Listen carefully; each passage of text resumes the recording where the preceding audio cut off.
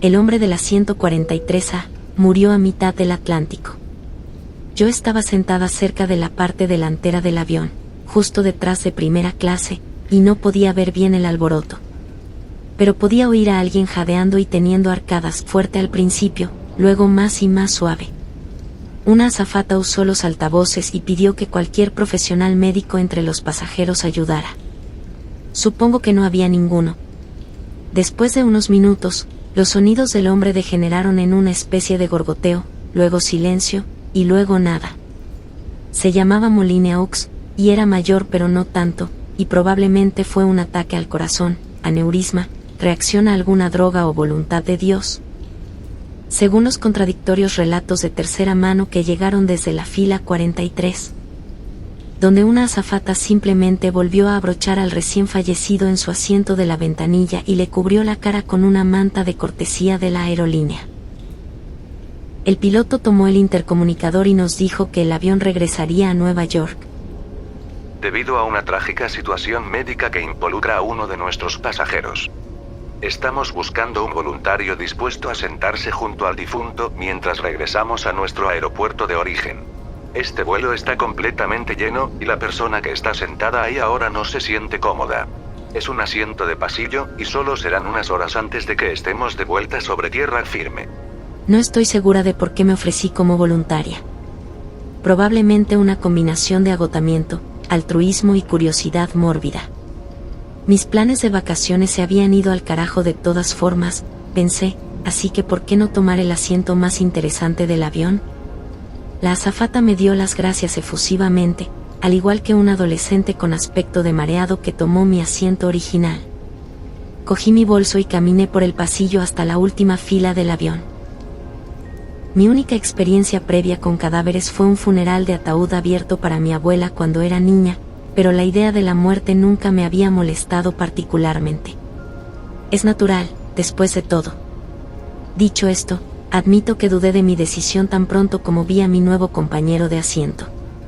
El señor Moline-aux, que en paz descanse, estaba sentado erguido entre la ventanilla y yo, sujeto por la cintura, con una manta azul de forro polar cubriéndole el torso y la cabeza.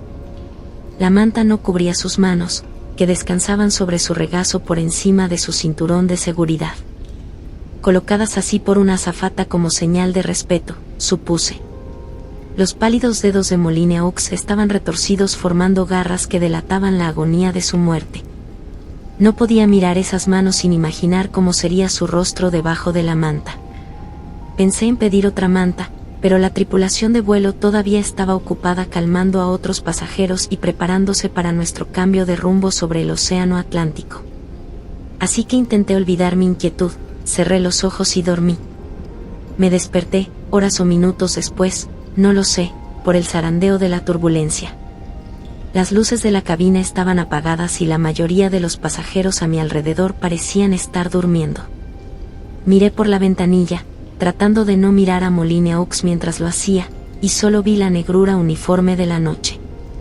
Imaginé el océano a kilómetros por debajo de nosotros, sin luz y frío. El pensamiento me inquietó y alcancé a Moline-aux para cerrar la persiana de la ventanilla. Entonces me detuve. ¿No estaba la persiana cerrada cuando me senté? Me di cuenta de que algo más andaba mal en la escena. La postura de Moline-aux había cambiado de alguna manera mientras dormía.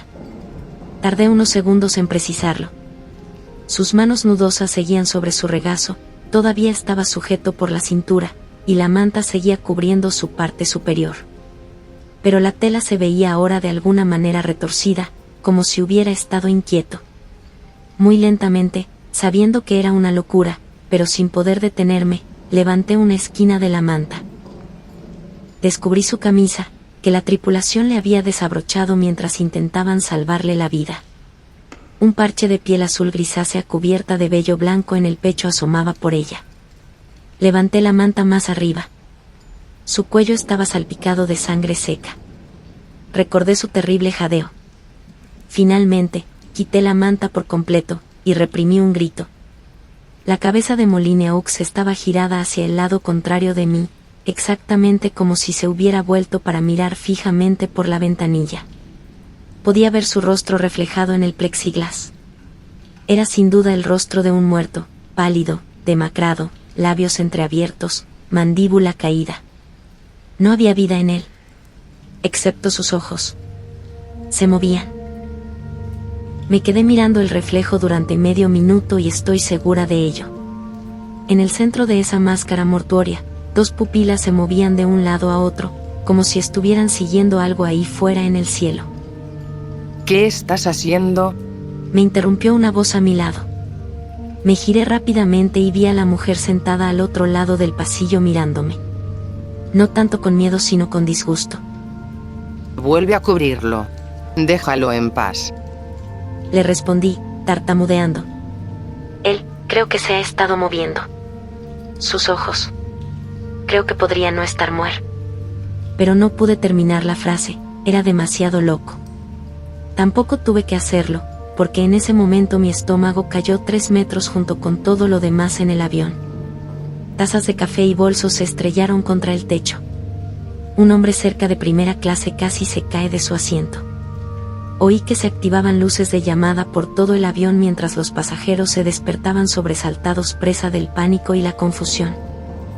Pasajeros, tomen asiento, abróchense los cinturones y aseguren cualquier objeto suelto, dijo el piloto por los altavoces, con la voz temblorosa. El clima en nuestra ruta de vuelo está despejado y ningún avión en la zona está reportando turbulencias, así que no estoy seguro de qué es esto. Pero deberíamos atravesarlo en breve. Mientras hablaba, el suave temblor de fondo que había sentido desde que me desperté se volvió notablemente más violento. La mujer del otro lado del pasillo comenzó a buscar su cinturón de seguridad a tientas, sin prestarme ya ninguna atención a mí, ni a Moline-aux. Me forcé a mirarlo de nuevo. El golpe debió haberlo hecho inclinarse hacia adelante por la cintura, golpeando su cabeza contra el asiento de delante. Pero la cara de Moline-aux seguía girada hacia la ventanilla, su cuello torcido en un ángulo tan agudo que me preocupó que se hubiera roto. Miré sus manos otra vez, y la palidez de su piel. 3 azafatas y una docena de pasajeros habían sido testigos de la muerte de este hombre, y no podía imaginar racionalmente que se hubieran equivocado. Y sin embargo, en el reflejo de la ventanilla, sus ojos iban de un lado a otro, izquierda a derecha. Había oído que a veces se producen reflejos extraños después de la muerte, extremidades agitándose, pollo sin cabeza corriendo, nervios agotando el último retraso de instrucciones del cerebro. ¿Pero los ojos? Nunca había oído hablar de eso. Me obligué a mirar más allá de ese inquietante reflejo, hacia el cielo mismo. Seguía oscuro, sin luna y sin nubes, pero la atmósfera parecía haber adquirido un tono extraño, un verde muy oscuro, como niebla de sopa de arvejas. Me pareció ver vagas formas girando en la oscuridad. Retrocedí. En ese momento quería desesperadamente estar en cualquier otro lugar, pero el resto de la cabina se acercaba a un estado de pandemonio. Las azafatas iban y venían apresuradamente por los pasillos, atendiendo derrames y moretones, incluso mientras tropezaban y tambaleaban. Todo el avión temblaba como un barril bajando por los rápidos. Una serie de sacudidas hicieron que la parte superior del cuerpo de Moline-aux se balanceara como un péndulo invertido. Fue lanzado hacia atrás contra su asiento, luego hacia los costados contra mí, una sensación horrible que nunca olvidaré, y luego hacia el lado opuesto, su cara golpeando directamente contra la ventanilla, donde quedó apoyada. Eso fue suficiente para mí. Me desabroché el cinturón, salté de mi asiento y me encerré en el baño que estaba justo detrás de mí. Preferiría acobardarme en un inodoro por el resto de este infernal vuelo antes que pasar un minuto más sentada con el señor Moline-aux. Este plan funcionó durante media hora más o menos. Apreté ambos brazos contra las paredes del baño y escuché los timbres de los botones de llamada de las azafatas, el gemido de los motores a reacción y el rugido del cielo. Traté de calmarme visualizando el horizonte de Nueva York, la pista de aterrizaje de JFK, un descenso tranquilo. Pero entonces imaginé la ventanilla de Moline-aux, su cara aplastada contra el vidrio como la de un niño pequeño, sus ojos muertos escudriñando la noche. La voz del capitán me devolvió a la realidad. Ahora sonaba abiertamente asustado, y los altavoces no dejaban de cortarse. clima extremadamente anómalo, necesito que todos estén en sus asientos en la posición de emergencia, inmediatamente, si nos despresurizamos. La turbulencia cesó durante 4 o 5 segundos, y de repente sentí que estaba dentro de una lavadora. Reboté contra las paredes del baño, caí al suelo, y apenas pude lograr abrir la puerta y gatear a 4 patas hacia el pasillo. Las 3 azafatas estaban en el suelo, tendidas boca arriba y boca abajo entre los asientos. Algunos de los compartimentos superiores del equipaje se habían abierto y habían expulsado el equipaje. Muchos de los pasajeros lloraban. Algunos rezaban. Y a través de todo, el avión no dejaba de temblar. Oí una serie de pequeños golpes sobre mi cabeza y sentí algo húmedo en mi mejilla. Cada lata de refresco en la galera había explotado. Me subí a mi asiento y me abroché el cinturón, habiéndome olvidado brevemente de Moline-aux en mi terror. Pero él seguía en su asiento, por supuesto, sacudiéndose de un lado a otro como un asta de bandera en un huracán, golpeando la ventanilla con la cabeza tan fuerte que podía ver el plexiglas abombándose hacia afuera y rebotando cada vez. Me preocupó que pudiera romper la ventanilla, aunque se supone que eso es imposible, así que superé mi repulsión y lo agarré por los hombros. Pero no pude sujetarlo. Una y otra vez, su cabeza golpeaba la ventanilla. Empecé a temer que no era solo el movimiento del avión lo que lo impulsaba. Nadie más en el avión estaba viendo esto. Algunos pasajeros se habían reagrupado e intentaban sacar a las azafatas heridas del pasillo. Otros susurraban mensajes de despedida en sus teléfonos. Oí algo romperse a mi lado, y esperé desesperadamente que fuera el cráneo de Moline-aux, y no la ventanilla. Afuera podía ver que la niebla verde estaba viva con formas amorfas que giraban. Otra explosión. Esta vez no eran latas de refresco, sino oxígeno presurizado escapando al cielo. Moline-aux había logrado romper los 2 paneles de la ventanilla de un solo golpe final. Ahora su destrozada cabeza colgaba fuera del avión, y el resto de su cuerpo se esforzaba por seguirla, sujeto solo por su cinturón de seguridad y la anchura de sus hombros. Una alarma sonó en la cabina, y una jungla de máscaras de oxígeno cayó del techo. Me puse la mía de inmediato, pero oí a otras personas gritar.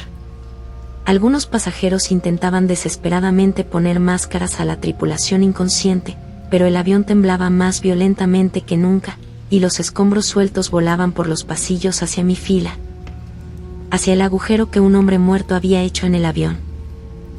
Violación del fuselaje, oxígeno de respaldo limitado, así que estoy tratando de descender a una altitud segura, pero es difícil hacerlo en esta tormenta, Dios nos acompañe.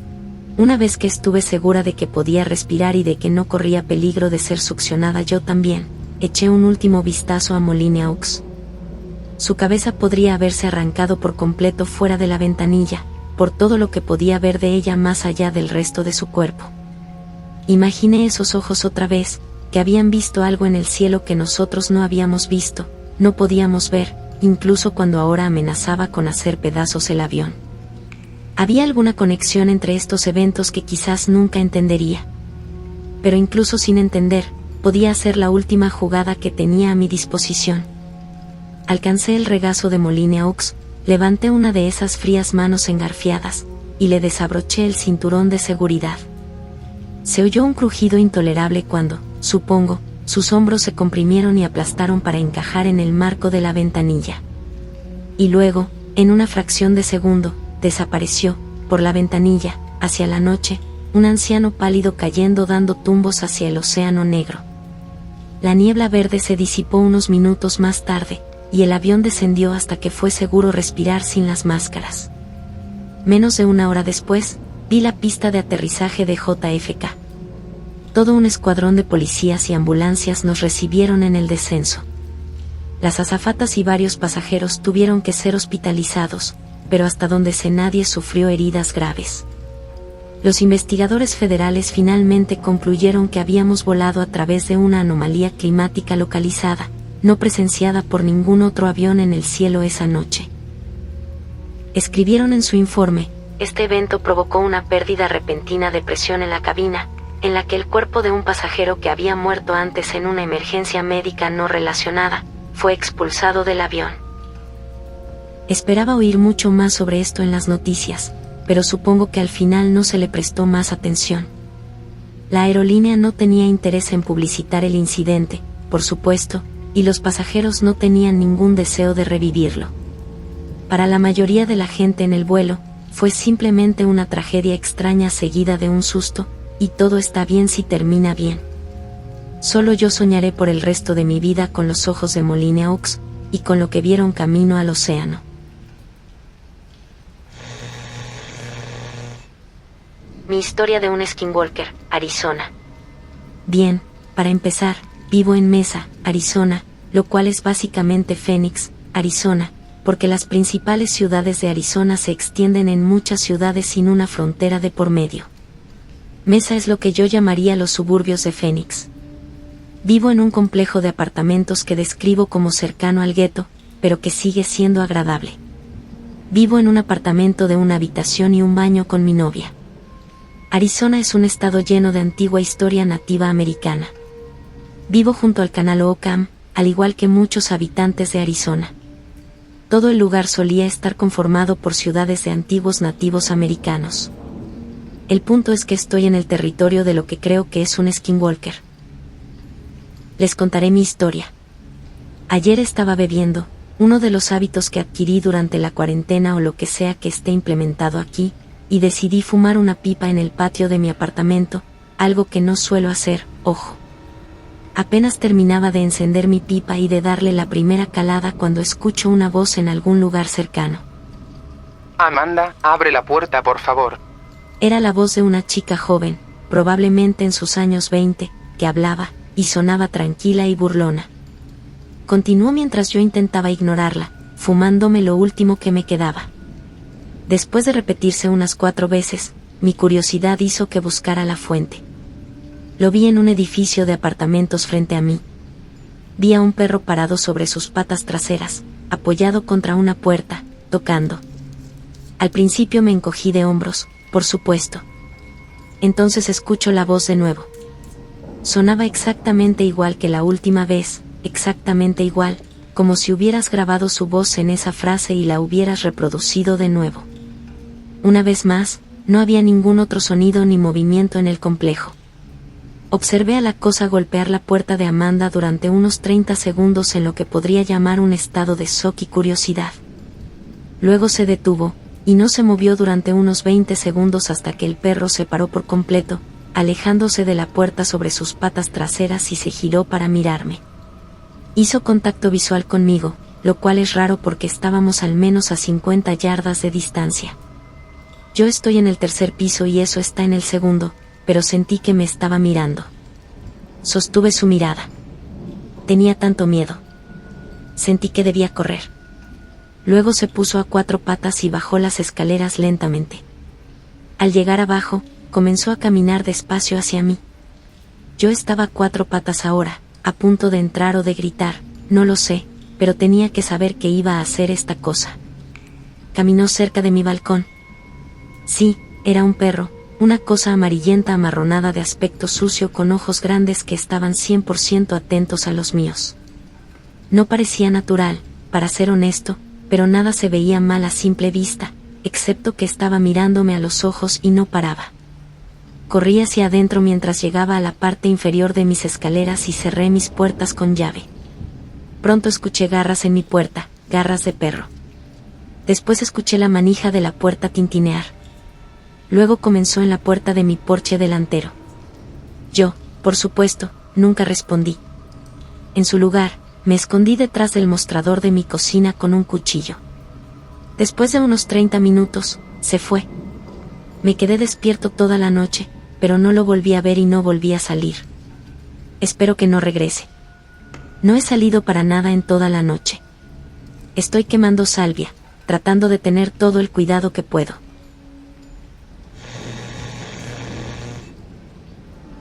Anoche, mi esposo me despertó alrededor de las 11:50 para decirme que alguien había estado llamando a nuestra puerta y tocando el timbre de nuestro apartamento durante unos 10 minutos, de manera intermitente. Me despertó para ver si yo podía identificar a la persona. Una vez que miré por la ventana del piso de arriba de nuestro apartamento, Vi al hombre caminando hacia su auto en el estacionamiento de nuestro complejo, al otro lado de la calle de nuestra unidad. Llevaba jeans azules y una camiseta gris. Era de complexión mediana, un hombre rubio de posiblemente unos 30 años. No se estaba cubriendo la cara ni nada. Pero la cuestión es que llevaba lo que parecían ser bandas de resistencia o una cuerda. Se quedó sentado en su auto durante unos 3 minutos mientras yo estaba al teléfono con el operador de emergencias. Luego, regresó a nuestra puerta y llamó con fuerza durante unos minutos más. El operador me informó que la policía ya iba en camino, y colgaron. Empecé a grabar en video el vehículo, leí el número de placa, la marca y el modelo, y simplemente observé cómo ponía su auto en estacionamiento y en reversa una y otra vez. De la nada, salió retrocediendo del estacionamiento y comenzó a acelerar para irse, pero no antes de que llegara el oficial y lo detuviera. Mi vecina de abajo llamó a mi puerta y me dijo que él había estado mirando por las ventanas de sus hijos pequeños y que también había estado golpeando su puerta. Dijo que su esposo se había ido tan solo un minuto antes de que el hombre comenzara a llamar a su puerta. Dijo que él vio a sus hijos a través de la ventana y que por eso siguió llamando. Nuestras puertas están justo una al lado de la otra, así que probablemente no sabía qué puerta quería que le abrieran. También nos estaba vigilando a través de nuestras ventanas del piso de arriba, así que apagué todas las luces y cerré las persianas mientras llamaba a emergencias. La policía nunca se comunicó con nosotros para pedirnos una declaración. Me he puesto en contacto con la central para recibir una actualización y estoy esperando a ver si se tomó alguna medida. Estamos manteniendo los ojos bien abiertos para ver si nos ha estado siguiendo. Voy a cambiar las bombillas de mi Porsche por unas con sensores de movimiento y a poner barras en los rieles de nuestras ventanas y puertas. Mi vecina y nuestras familias estamos aterrorizados, por decirlo menos. Estuvo afuera unos 25 o 30 minutos. Para el hombre que llamaba a la puerta con malas intenciones, ojalá no nos volvamos a encontrar.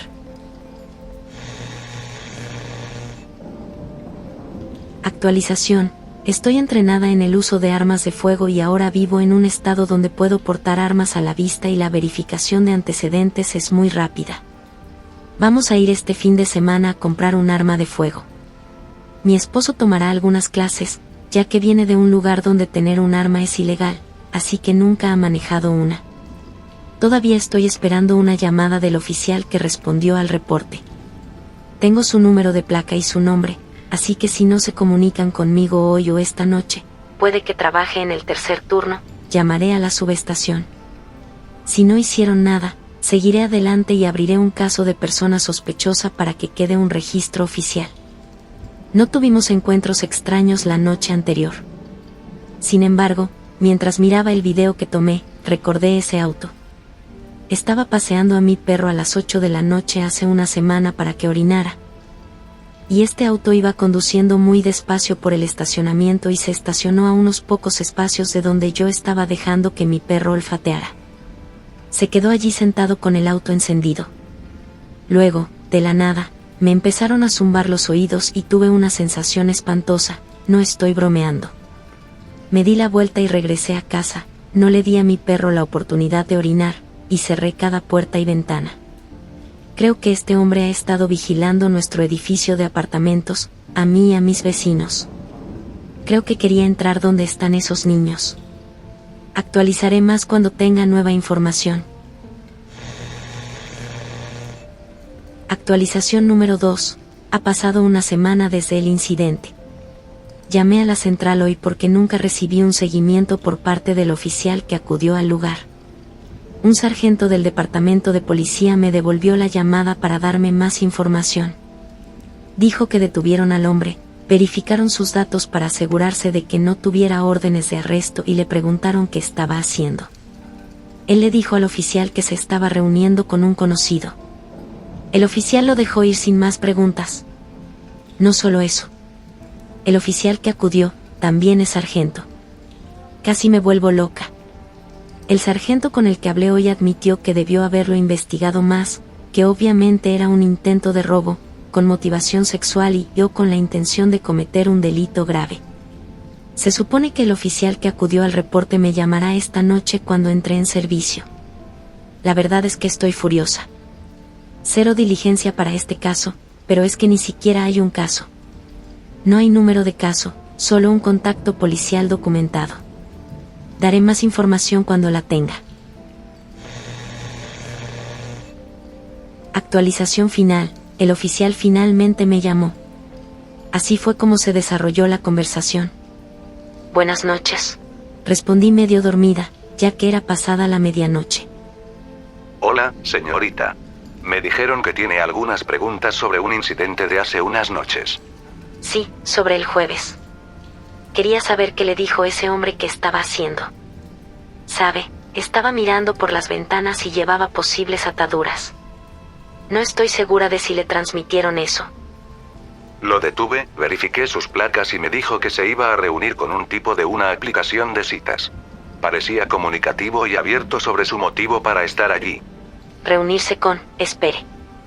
Se iba a reunir con alguien mirando por las ventanas y llamando a 2 puertas diferentes durante 20 minutos.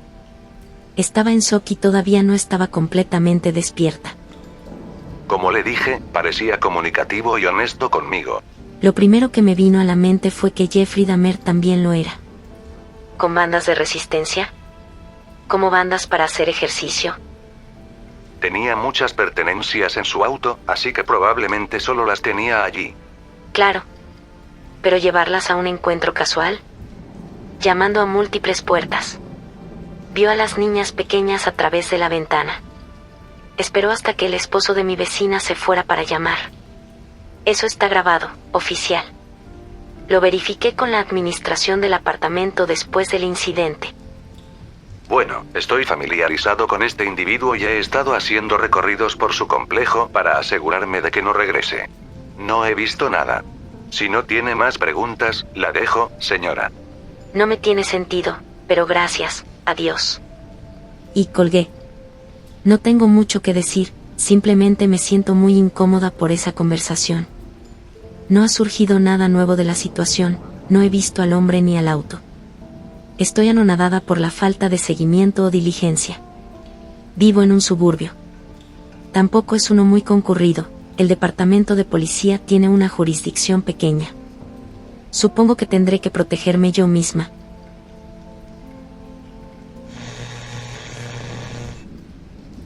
Hilo de encuentros con críptidos espeluznantes. No tiene por qué ser en el bosque, pero mi historia lo es. Voy a disculparme de antemano, esta es una historia bastante larga. Vivo en Wyoming, no daré más información sobre mi ubicación. Me quedé con la vieja cabaña de mi papá, la remodelé y voy al bosque con regularidad. Toda mi familia solía ir de campamento junta todo el tiempo, pero dejamos de hacerlo a medida que crecimos y nos ocupamos. Yo no, yo siempre iba para despejar mi mente o simplemente para divertirme un rato. He estado ahorrando mucho tiempo de vacaciones y dinero para tener unos días libres adicionales. Todos mis amigos y mi novia están ocupados, una lástima, pero podemos hacerlo en otra ocasión. Preparé mis cosas y me llevé a mi pastor alemán. Era la época de otoño, así que afuera estaba realmente hermoso. Buster está feliz, yo estoy feliz, la vida es buena. Llegué a mi cabaña, no había estado en semanas, así que tengo que reabastecer todo, pero en realidad está en bastante buen estado, debería estarlo. Gasté una pequeña fortuna arreglándola y pasé el resto del día acomodándola. Para cuando oscureció, estaba cocinando la cena y viendo la televisión, el episodio de Flukeman de los Expedientes X, para tener esa vibra de Halloween y otoño antes de irme a la cama. Al día siguiente, Buster y yo salimos a caminar por los senderos. Recientemente, había comenzado a explorarlos por mi cuenta. Papá siempre me advertía que no me alejara mucho, pero eso era cuando tenía 12 años. Ya soy un chico grande. Seguimos caminando y nada estaba fuera de lo común, los pájaros cantando, el sol brillando. Caminamos un rato y Buster empezó a ponerse ansioso, lo cual es raro, él suele estar bien en el bosque. Otros 5 minutos y encontré esta vieja edificación de piedra que nunca antes había visto, realmente vieja, podría ser de la era de principios de 1900. Una parte todavía sigue en pie, pero no logro descifrar qué era, o una vieja casa de piedra o algún tipo de molino. Estaba todo cubierto de maleza y la parte trasera se había derrumbado. Decidí que la idea más inteligente del mundo sería ir a revisarla. Adentro olía a miado de gato muy fuerte, había algunas hojas y huellas obvias de vida por todas partes. Soy lo suficientemente listo como para saber que no debo andar vagando en la sala de estar de alguien. Buster y yo nos largamos de ahí. Me quité el arma, mi M1 Garand, del hombro. Uno nunca puede estar demasiado seguro. Me mantuve enfocado en lo mío, solo me estaba asustando a mí mismo. Cada pequeño crujido o chasquido en el bosque me ponía en alerta máxima. Estaba de regreso en el sendero principal cuando escuché un gran chasquido, como si alguien rompiera una rama de un árbol. Solo algo muy grande podría hacer eso. Me agaché y preparé el rifle. Buster se agachó conmigo. Nos quedamos sentados unos minutos, pensando que podíamos esperar a que pasara, esperando por completo que un oso apareciera corriendo, pero no pasó nada. Nos levantamos y caminamos unas 50 yardas más o menos antes de llegar a la cabaña. Lo escuché de nuevo, no me agaché, pero hice la típica estupidez de rubia tonta de película de terror. ¿Hay alguien ahí afuera? Estoy armado, así que no se crucen en mi camino. En mi defensa, no quería dispararle a unos niños o a unos montañeses borrachos. Pero sí, eso fue una tontería digna de Scooby-Doo, lo sé. Nada. Regresé a la cabaña. Buster estaba dentro durmiendo, pero yo estaba en el porche, comiendo y vigilando. No pasó nada esa noche, y al día siguiente me reí de mí mismo. Lo más probable era que fuera solo un oso. Salí a disparar, a caminar, a pescar y la pasé bien. Luego, de regreso de una caminata, vi una mancha de sangre en el costado de la cabaña. Alguien arrojó una maldita ardilla contra mi casa. Parecía haber sido maltratada antes de que le rompieran la columna contra mis contraventanas. Asumí que había algún asesino con hacha acechándome. Dejé de salir a caminar y decidí no salir jamás de mi cabaña. Tampoco quería salir huyendo, este lugar es mío y no me voy a ir antes de tiempo. Al día siguiente llovió, me quedé adentro viendo la televisión o leyendo libros. Me di cuenta de que era un idiota, ya que solo había traído películas de terror, libros y misterios de asesinatos para asustarme a mí mismo. Paso junto a la ventana, siempre siento que me están observando, pero probablemente sean solo los nervios. Tengo un arma en cada habitación. Al día siguiente, cuando la lluvia se quita, salgo porque olvidé unas sillas de jardín, pero no pasa nada, se secarán sin problema. Están todas rotas.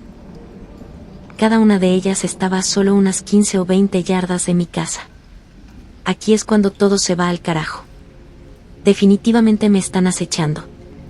He cazado el tiempo suficiente para saber que a lo que sea que esté allá afuera le importó un bledo todo hace un buen rato, y yo llegué tarde a la función, lo cual es malo, pero tengo mi cabaña, además de mi jeep, más un excedente de armas de fuego. Menos mal, Wyoming, lo cual es bueno. Si hubiera sabido lo loco que se iba a poner esto, honestamente no me habría quedado. Hemos tenido osos antes, y por lo general, si te mantienes firme y les disparas, te dejan en paz. Estaba sentado adentro leyendo a Stephen King en ese momento, cuando escucho otro golpe fuerte, justo a la derecha de mi puerta principal. No quiero abrir la puerta. No quiero abrir la puerta, pero abro la cortina y veo una zarigüeya ensangrentada todavía viva, moviéndose un poco espasmódicamente. No. Voy al piso de arriba, agarro el cofre de guerra de mi abuelo y saco un Samuel Goliath, su M14 que trajo de contrabando. Cargo esa porquería, con Mirage .44 en la cadera. Ya dije que cada habitación estaba armada, pero eso era solo una 9 milímetros por habitación. Y meto todo lo demás en la parte trasera de mi mochila. Seguía pensando que era un asesino maníaco y no quería tener armas por todas partes en caso de que lograra entrar, así que tenía todas mis armas, suministros y maletas en la sala de estar por si necesitaba salir huyendo. A la mañana siguiente, la zarigüeya sigue ahí, ahora muerta. La lanzo de vuelta al bosque y grito algo por el estilo de: ¿por qué no sales ahora a la luz del día, marica? Por supuesto, no pasa nada. Como me siento valiente, camino por el límite de los árboles. Lo que sea que estuvo aquí rompió más de mis postes de luz que no han funcionado en años, otra silla, mi fogatero, el miedo está siendo reemplazado lentamente por la rabia. Vuelvo a salir y decido poner a prueba mi valentía. Camino un rato entre los árboles. Soy un imbécil, oficialmente soy el gordo de la película de terror que escucha un grito y dice, iré a revisar yo solo en la oscuridad. Caminamos un rato, cuanto más avanzamos, más se agacha Buster y más miedo tiene de estar en el territorio de alguien más. A lo lejos, distingo una forma familiar, la edificación de piedra de antes. Fuimos demasiado lejos esta vez. Scooby-Doo, viejo amigo, viejo compadre. Entonces veo una chimenea grande y alta en la parte trasera que no había notado antes. En seco, esa chimenea se movió. Eso no es una chimenea, y no es el oso Yogi. No alcanzo a ver qué es, pero es bastante alto, esbelto y gris. Levanto mi rifle y grito, ¡oye! Se tambalea un poco, luego da un salto extraño a 4 patas y corre hacia un lado escondiéndose en los arbustos. Comienzo a disparar rondas como un loco. Creo que le di. Definitivamente escuché un gemido, un chillido. Sé que me estoy copiando de esa historia del hombre cabra donde dice que suena como un gato hablando, pero esa es la mejor manera en que puedo describirlo. No sé si le di, pudo haber sido solo un grito de guerra, por lo que sé. Camino a paso rápido de regreso a la cabaña, no quiero correr, especialmente si me están cazando. Llego a casa de una pieza, empaco todo, me voy mañana, bueno, esta noche, pero no voy a conducir a oscuras. Ni siquiera la cabaña vale esto. Como mínimo, regresaré con amigos.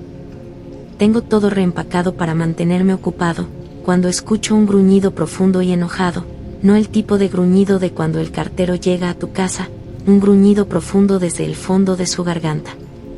Saco mi .44 y camino despacio hacia la cocina. Nada, ningún monstruo, pero un sonido de gruñido bajo viene de la ventana sobre el fregadero. Hay condensación en ella, pero en un punto parece como si algo hubiera estado respirando sobre el vidrio.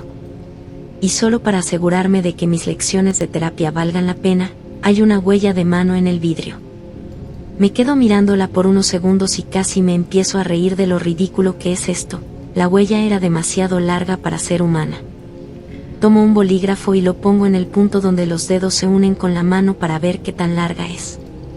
Con ese rifle largo sobre mi hombro y un revólver en mi cadera, camino de habitación en habitación, revisando doble y triplemente para asegurarme de que tengo todo.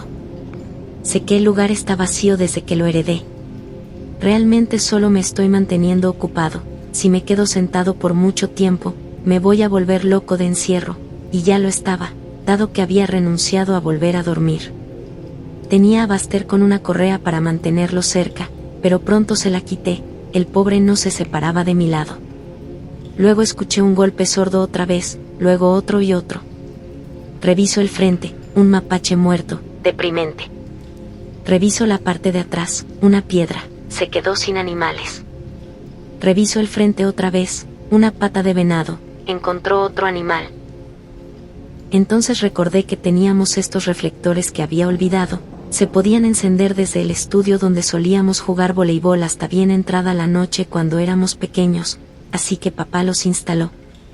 Evalué la idea, no sabía si lo iba a asustar o a hacer enojar, además de que realmente no quería ver bien a lo que sea que fuera. En ese momento escuché otro golpe, pero este fue diferente. Iba en un patrón horizontal a lo largo de la parte exterior de las paredes, golpeando los costados de mi casa. Mis piernas temblaban y estoy sorprendido y orgulloso de no haberme meado encima. Mi abuelo solía contarme historias de Vietnam, como sabes que el enemigo está ahí, pero agarras tu rifle hasta que te duelan los nudillos y esperas. Pero que la espera es la peor parte de todo. Enciendo los reflectores y voy a cada ventana, y ahí es cuando finalmente veo al feo bastardo. Ya no voy a escribir en green text, porque me voy a quedar sin espacio, y quiero hacerle justicia a esto. Así que voy de habitación en habitación y no veo nada. Me siento cada vez más aliviado, pensando que lo asusté. Fui a la ventana que estaba justo debajo de donde estaban las luces y lo vi, Bueno, en realidad vi primero al venado muerto, junto al límite de los árboles, todo ensangrentado y destrozado de la chingada. Pero luego veo a esta cosa. Ahora bien, he leído muchos creepypastas e hilos de 4chan, he visto muchos de esos programas de cacería de Bigfoot y del hombre cabra, y todos tienen muchas similitudes, unos 8 pies de alto, ojos rojos, olor a sangre en el aire, cara de gorila y cuerpo robusto como un tanque. Puedo entender por qué la gente que los estudia piensa en ellos como algún eslabón perdido de la evolución, porque sí, se ven como un pariente lejano del gorila. Pero qué carajos, esta cosa era diferente. Era alta, no exageradamente alta, pero yo diría que alrededor de 2 metros, delgada, de brazos largos, con esos dedos largos que van a acosar mis sueños durante los próximos años. Pero su cara no era como la de un simio, era más como la de un babuino, larga y caída. Cuando busqué en Google algo relacionado, me dio escalofríos volver a verlo. No era de colores, sino de un color negro rojizo que combinaba con su pelaje, el cual era sorprendentemente liso. Sus ojos eran amarillos, probablemente lo único parecido a otros críptidos bajo la luz. Lo sorprendí, como cuando enciendes una luz y despiertas a alguien. Luego me miró y tuvimos un duelo de miradas a lo Clint Eastwood antes de que me gruñera, mostrando sus colmillos amarillos de babuino. Chilló como un murciélago e hizo lo mismo, un salto lateral de regreso al bosque. Cerré la cortina, verifiqué el cerrojo y me acurruqué con mi rifle hasta que llegó la mañana. Hice un solo viaje con todas mis cosas y conduje como un loco de regreso al pueblo, y eso fue prácticamente todo. Mis amigos y yo regresamos un mes después. Algunas de las contraventanas estaban arrancadas, había algunos rasguños, pero aparte de eso, estaba bien. Lo último, gracias por quedarse hasta el final, sí lo hicieron. He ido a acampar desde entonces, pero solo con grupos grandes, nada de tiendas de campaña y no tan profundo en el bosque. Se lo conté a mis amigos y familiares, y más o menos me creen. No soy el único con una historia de casa extraña, aunque estoy seguro de que la mía es digna de algún tipo de premio. Se lo conté al papá de mi novia, quien es un cazador ávido, y él simplemente se encogió de hombros y, con total naturalidad, dijo: Sí, pasa si vas lo suficientemente profundo. Luego, en el tono más serio y frío del mundo: Esos bosques no son nuestros. No todos, al menos. He estado investigando sobre criptozoología y esos hilos del hombre cabra, y todavía no he leído sobre nada parecido a eso. No sé si encontré a un Bigfoot endogámico o algún tipo de cosa nueva que nadie conoce. He tenido la intención de preguntar a los nativos americanos locales, de entre toda la gente, ellos probablemente tendrían una leyenda al respecto. Todavía me molesta que hayamos pasado tanto tiempo de niños allá afuera y nunca hayamos visto nada parecido a eso, como si hubiera estado observándonos todo el tiempo.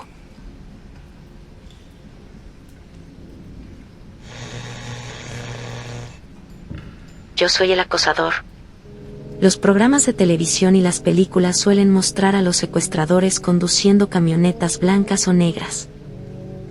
No me di cuenta de esto, hasta que decidí comprar una camioneta de carga Dodge Ram blanca de 1994, para transportar parte del equipo que necesitaba para el trabajo. Mientras la conduzco, los policías me han detenido y registrado 3 veces sin ningún motivo, pero esa es otra historia. El punto es que algunas personas ven las vans como sospechosas. Un día, al regresar a casa, una mujer que empujaba un cochecito de bebé se me quedó mirando fijamente durante mucho tiempo mientras yo conducía por la calle de mi casa. Tenemos reductores de velocidad y yo llevaba mucho equipo costoso y delicado en la van, así que iba manejando muy despacio.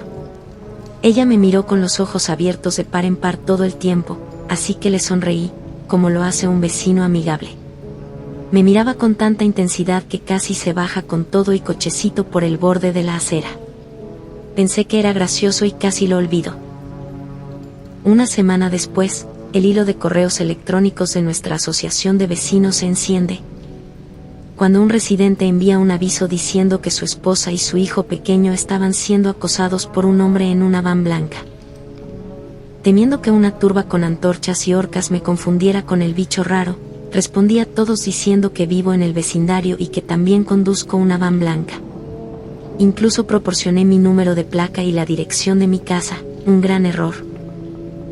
En tono de broma, agregué que yo también fui testigo de una persona sospechosa en el vecindario, una mujer con un cochecito de bebé que se me quedó mirando tan largo y tendido que me hizo sentir incómodo.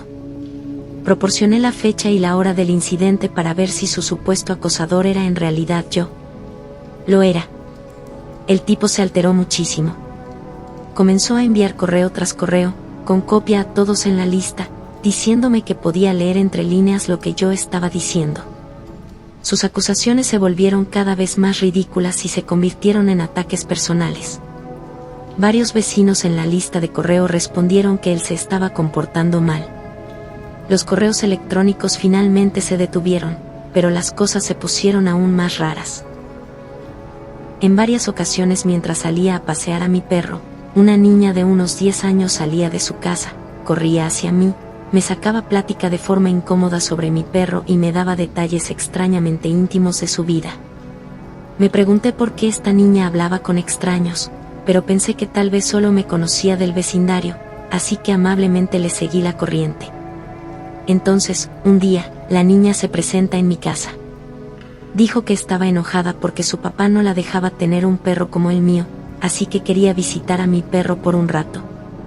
Le dije que necesitaba hablar con sus padres antes de poder dejarla visitar mi casa de esa manera. Ella dijo que estaba bien y se fue, y no la volví a ver. Tengo 2 hijas, y una de sus amigas me dijo que la niña que me estaba sacando plática es la hija del tipo alterado de la lista de correos de la asociación. Él había estado enviando a hablar conmigo y a tomar fotos. La amiga de mis hijas era amiga de esta niña carnada. La pobre niña se sentía incómoda por culpa de su propio papá, razón por la cual se lo confió a su amiga. El papá estaba enviando a su hija a hablar conmigo para poder acusarme de no sé qué.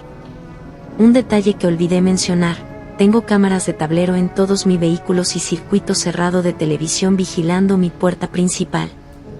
Así que tanto el incidente inicial con la esposa como la niña viniendo a mi puerta quedaron grabados. Le envié un correo electrónico al tipo alterado y le ofrecí amablemente copias de los videos de cada incidente. También le dije que me preocupaba que su hija se estuviera comportando de manera inapropiada con extraños.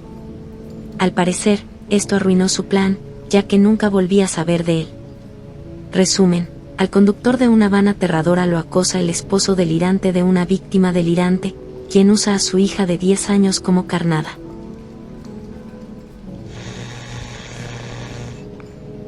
El grito espeluznante que me despertó a las 3 de la mañana. Era época de Navidad. Mi esposa y yo nos estábamos quedando en la casa de su infancia, donde su madre ahora vivía completamente sola. Bueno, no si incluyes a los gatos. La casa estaba en una calle cerrada y tranquila en los suburbios. Si se están imaginando céspedes recién cortados, banderas estadounidenses y aceras vacías, se lo están imaginando bien. Es una casa de un solo piso con un garaje adjunto al frente. El garaje tiene 2 puertas, aparte de la puerta eléctrica del garaje, por supuesto. Una conduce al jardín y al patio trasero. Esta tenía una vieja puerta para perros de sus días con el querido Max, que en paz descanse Max, que cubrieron con un trozo de madera clavado.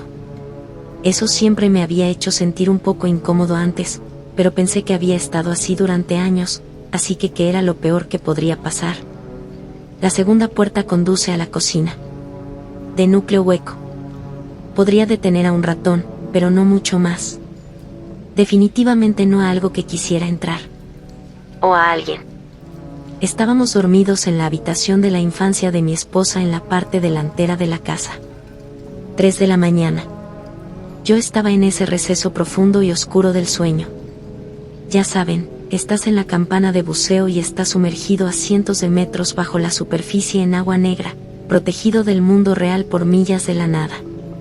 Entonces lo escuché. El grito. ¿Qué estás haciendo? Era la voz de mi suegra resonando por el pasillo.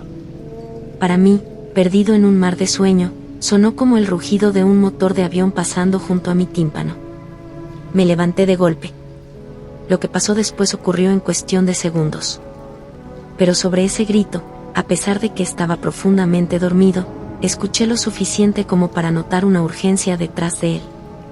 Este no fue un grito del tipo «ay, me asustaste». Este fue diferente. Y yo lo sabía. No conscientemente, pero mi cerebro reptiliano, esa parte que conservamos de nuestros ancestros primitivos, sabía que algo andaba mal. Veo y leo una buena cantidad de crímenes reales, y este grito despertó ese horrible temor. El que dice, esto no me puede estar pasando realmente a mí, ¿verdad?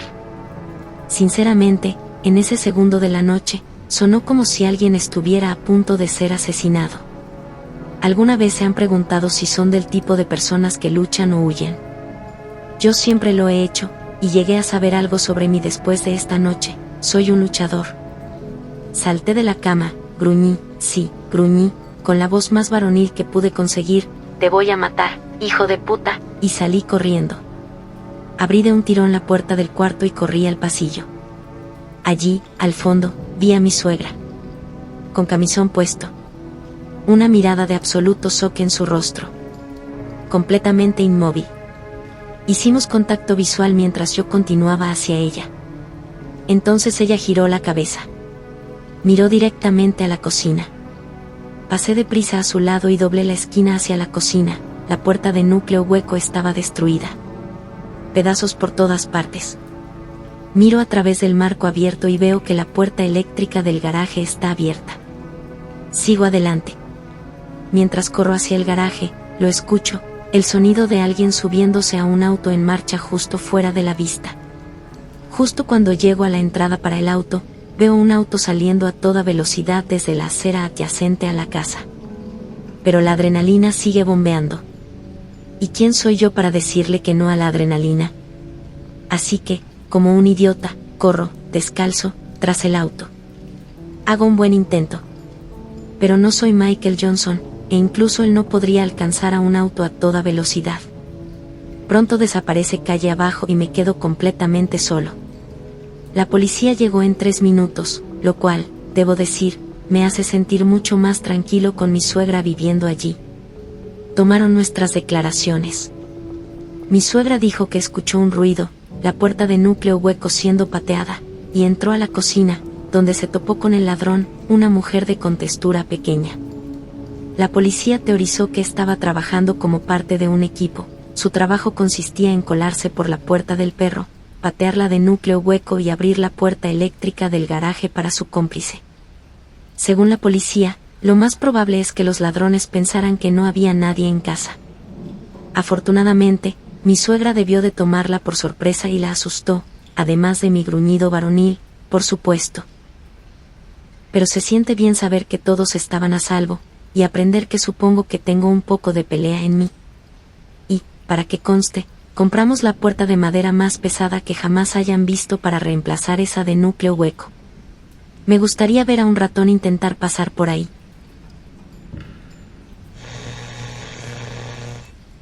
Era un niño, estaba solo en casa, y un falso vendedor de galletas Scout no se quería ir. Hace años, cuando tenía 11 años, me quedaba solo en casa con mi hermano pequeño de apenas 7 años. En ese momento eran alrededor de las 9 de la noche, estaba oscuro y llovía a cántaros, y estábamos leyendo en nuestra habitación, justo al lado de la puerta principal, con una ventana grande y las persianas abiertas. Fue entonces cuando escuché el timbre de la puerta principal seguido de unos golpes. Pensé que mis padres habían llegado, aunque era extraño que no usaran el garaje ni sus llaves. Miré afuera para ver su auto. No encontré nada más que lluvia. Mientras me acercaba a la puerta, escucho la voz de un hombre que no era la de mi padre gritar a través del torrente. ¿Les gustaría algunas galletas? Estamos vendiendo galletas de las Scouts. Me sorprendió, considerando el clima y la hora del día. Sin decir nada, reviso la mirilla y miro por la ventana lateral, solo para ver que no era un padre con su hija como esperaba. Mi corazón se detuvo. Parado allí estaba un hombre completamente adulto, tal vez a finales de sus 50 años, sin ninguna caja de galletas a la vista, empapándose en mi entrada. Puedo recordar la sensación desgarradora de tener que verificar los cerrojos mientras él estaba justo al otro lado. Estoy seguro que él escuchó esto. Las 2 cerraduras eran las únicas cosas que nos separaban a mí y a mi hermano de un potencial monstruo. Continuó golpeando y mencionando sus galletas mientras yo consideraba llamar a la policía. En ese momento recordé que las persianas estaban abiertas en mi habitación, donde estaba mi hermano, con la luz encendida. Al doblar la esquina hacia el umbral, veo al hombre mirando atentamente por nuestra ventana, posiblemente observando a mi hermano, concentrado en su libro. Mi corazón latía con fuerza ahora mientras empezaba a entrar en pánico. En un movimiento que requirió toda mi fuerza de voluntad, apagué rápidamente las luces y corrí hacia la ventana para cerrar las persianas, a la vista del hombre. Tan rápido como pude, revisé 2 veces todas las cerraduras de la casa, cerré todas las persianas y le dije a mi hermano que fuera a pasar el rato en uno de los armarios grandes del interior de la casa, sin ventanas. No le dije lo que estaba pasando para que no se asustara y, por alguna razón, nunca llamé a la policía ni a mis padres. Simplemente esperé en el pasillo hasta que se fue. Seguir pensando en eso me da escalofríos de que tantas cosas pudieron haber salido mal esa noche. Mi peor temor desde entonces es que un extraño llegue a la puerta sin llave antes de que yo lo haga.